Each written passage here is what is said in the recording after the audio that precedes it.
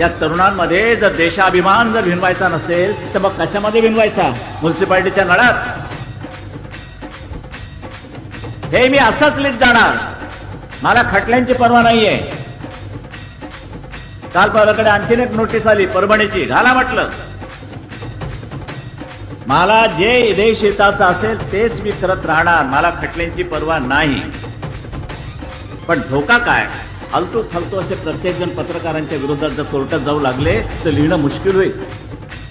न्यायमूर्तीच्या शेजारी आम्हाला चेंबर ठेवावं लागेल. अग्रलेख लिहिला, न्यायमूर्तींकडे जायचं, त्यांना सांगायचं बघा काही गडबड नाही ना, भानगड नाही ना, प्रॉसिक्युशन होणार नाही ना, खटल्यासारखं नाही ना. मग राहिलं काय तुमचं स्वातंत्र्य? म्हणून माझं असं म्हणणं आहे की आमच्या लिहिण्यावरती बंधन येता कामा नाहीये. त्याविषयी कोणी म्हणतात की आमच्या एका खासदाराला मारलं, जोडणार की शिवसेनेच्या तिकिटावरती निवडून यायचं आणि बदमाश तिकडे जातात, मग त्यांना काय ओवाळू? आणि आता प्रश्न विचारला की समजा उद्या तुमच्या हातामध्ये सत्ता आली आणि तुमचे आमदार तिकडे गेले, तर मात्र आज तुम्हाला सांगतो सगळ्यांना, यापुढे एक आमदार तर शिवसेनेतनं फुटला तर मात्र कायद्याची पर्वा न करता त्याला रस्त्यात तुडवा.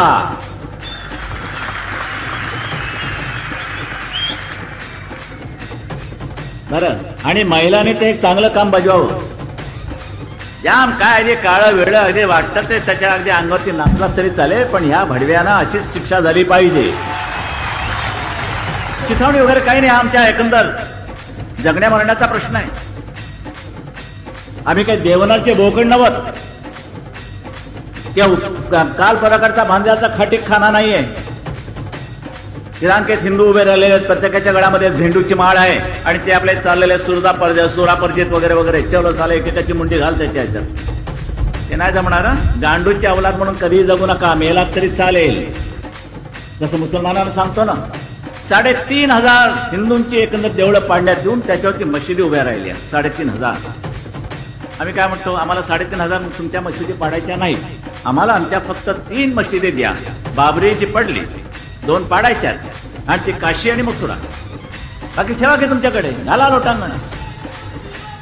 माझ्यावरती आता नवीन मारेकरी आलेले आहे. खलिस्तानचे 2 काहीतरी एकंदर गट आहेत अजून जिवंत, बाकी बहुतेक त्या रिव्हेरो आणखी गिल्ली संपवले, अजून 2 जिवंत आहेत. त्यातला एक मारेकरी जुहूला आला आणि जुहू होऊन पाकिस्तानला गेला.